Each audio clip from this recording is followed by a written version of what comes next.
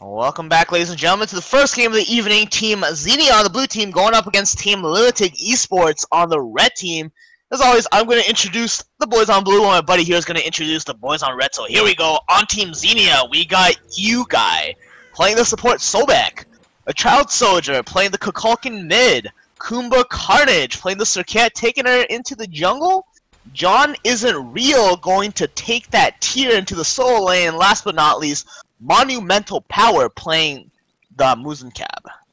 And on Team Red, Lunatic eSports, we have Yompers on the Hoonbots in the jungle, Eris as Poseidon in the mid lane, Repap as Rom ADC, Salt as the Geb support, and Puckum as Guan Yu in the solo lane. So I want to talk about... Sorry, go ahead. Right, I was going to say I want to talk about builds real quick. Look at Kukulkan's build so far. So reliquary. This is, he's going for an early Book of Thoth, it looks like. And, well, this item is really aggressive. Sometimes, yeah, sometimes we see Kukulkans do that. And I mean, it's a great item on Kukulkan because it goes so well with his passive. Which, you know, the more mana you get, the more power you get. And that's exactly what Book of Thoth is as well. So, I really like that. As long as he plays safe, gets it online, and doesn't die before he gets online and gets farmed a little bit. Alright, well, he can easily get abused because Humbats, when he hits 5, he's gonna camp that mid lane, so we're gonna have to see how this looks, how this works. Most mid laners tend to get the boots first just to guarantee the safety, or at least improve their safety in lane, but if you get a Book of Thoth first, you're gonna be doing a lot of damage, so you're gonna be going Glass Cannon, which can be really good or can be really bad. But as we get into the laning phase, well, it looks like the AD carry lane is getting pressured, and this is what we expect from a Rama Geb lane. Well, maybe not so much Geb, but Rama can definitely clear. It looks like you guys taking a lot of damage so far. This is really tough for Team Xenia so far. Yeah, Xenia, like I said earlier, yeah, they're going to have a rough early game, and that's just kind of how it's going to be because of their picks. They are definitely really late game based in the sense of AMC coming online. He's a really heavy carry in the late game. It's just going to take him a bit to get there, and that's going to be the problem. They're going to take too much poke this early game. They're going to lose a lot of gold because of this, and I'm afraid they're going to lose to at least 20 minutes in before they can even fight efficiently, and that's just going to be too much for them because we really look at Hoonbots right now. Yompers is stealing those back camps. He saved Hog for it, and he got him easily because of that. He actually had Hog too, so that was a great. Now we're going to see a Kukulkan get aggressed on if he's not safe or careful here. He does get his one off, it does get a slow, and he throws down the tornado, which is going to hurt Yompers a little bit, but not enough to really matter too much because one jump. Hey, look at the left lane. You guy might take a fall. You guy is going to take a spill. Rehab going to get the kill with the help of the Geb knockup, and Monumental Power is really low, so Team Xenia's AD carry lane already falling apart so far. You do not want to feed First Blood to that Rama. It's going to get his, or it's going to increase the pace at which he gets his Devourer's Gauntlet, and that's just gonna be really problematic for AMC. Yeah, take a look at the solo lane right now. We have Puckum just dominating John Isn't Real in the lane because of that early game that they had there with Hoonbots in the jungle helping him out. He is just sitting there just doing last hits on the waves as he should be, and it's really, really hurting John Isn't Real because he can't hardly get his heal off because he doesn't want to go up too close and lose health. Now that's the problem with Tyr. He has to get up in their face to get his heal off right there. But we see he gets his whole heal negated right there. Nice Fearless as he pushes Guan Yu under the tower, but he doesn't quite take the shot. It didn't go. Now take a look at Yompers right now. He's looking to aggress mid lane. He's waiting for it. He's waiting for those mid camps. In the meantime, he's thinking, maybe I can aggress, maybe I can get something on this Kukulkan. He doesn't have much mana. Xenia is just going to be smart and just go for right camps. Well, this is really scary for Xenia so far. You guy might get caught out here. Yompers doesn't fall. That's his jump down, or rather, that's his dash down. And it looks like Yompers is going to aggress onto him. You guy is looking to take a fall right here. Geb ultimate is going to come out. Humbat's ultimate is still not out yet, and this is really interesting because, well, they still get the kill, but Yompers is playing really well there, recognizing that he didn't need to use the Fear No Evil to get that kill on you guys. Yeah, because now they can do exactly this. The Kukulkan, or the Kraken Hoonbots combo. That's exactly what we were talking about in the picks and bans. He saved it just for that instance. And we did see Kukulkan use his ult there, but he wasn't able to hit anybody because of it. When that was just kind of a panic ult. He's just like, I got to try and get at least one kill. If they're going to dive me in this tower, I got to hit them, and I got to try and get a kill. And he was unsuccessful with that. We're already looking at Lunatik 3-0. And if we take a look at the charts, let's look here. Almost a 2,000 XP difference and almost a 2,000 gold difference. And this is exactly what we were saying. They're going to lose that early game. And they should not be losing this hard. This is because they are getting caught out in a few bad places. Really, you guys shouldn't have been there. And he used his pull when he maybe meant to use it as an escape, as a dash to escape, but he ended up hitting someone, totally making him immobile because of that. Then that enabled them to dive on Kukulkan. Well, I want to see some more action from the Cirquet. She's not been doing too much. She's already level 5, half health right now, so maybe you want to go back to base before she aggresses onto anybody, but she really needs to make something happen for her team. Xenia is already down 3 kills, and you don't want that to happen, especially against a team with a better late game lineup. Yeah, we see Lunatic all pretty much doing last hits. like a Rom. Rom's just sitting there making sure he gets all of those last hits, all those stacks on his dev gloves, and that's smart. He's going to start negating a lot of gold to Monumental Power because of this, and that's not something you want with AMC. You cannot get behind on him at all because he can box well, but if he doesn't have that lifesteal going on and the other ADC does have a lot more than him, he will go down very fast. Well, he's only down about 12 stacks so far, so he's not too far behind. AMC is one of those gods that if you ever let time fly and just let him farm, then he's going to outbox pretty much anybody in lane, because not only is he an 80 carry, which means he does a lot of physical or auto attack damage, it also means he can also sustain himself with the hives. That gives him a lot of regeneration on top of that. And it looks like Salt is going to get pulled in. Salt might take a spill here. Monumental Power is going to use the stinger on him. Salt is still alive somehow, but he is going to die to you guy. Looks like Monumental Power might be in some trouble here. Rehab needs to hit those autos. He's not going to hit the autos, and this is going to be a disengage. So Xenia getting themselves on the board.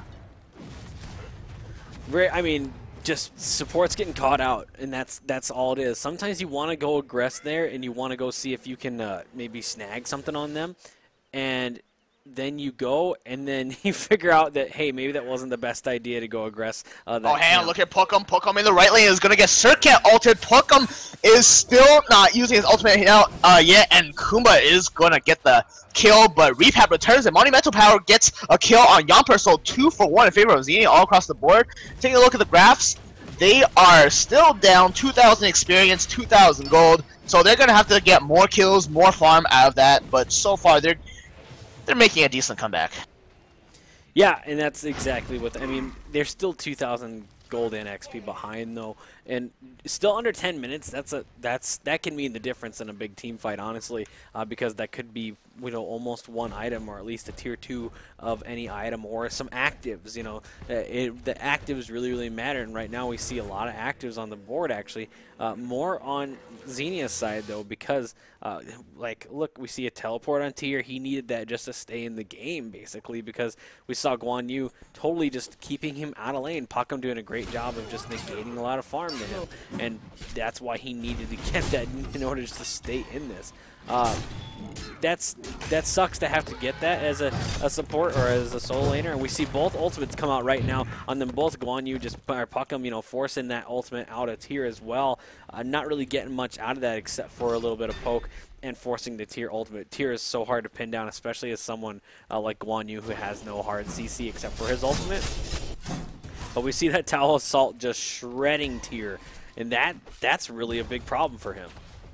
Look at the right lane. Monumental Power is going to force to use the Spirit. Monumental Power might be in some trouble here. It looks like Repap isn't going to go for ultimate. I lied, he is going to go for the ultimate, but I don't know if this is going to be enough to kill him. He's going to land the last hit, but he's not going to land it. And he had to land the FA1 to get the kill, but still, there's some damage done because he forced Monumental Power out of lane, which means Gold Fury right here.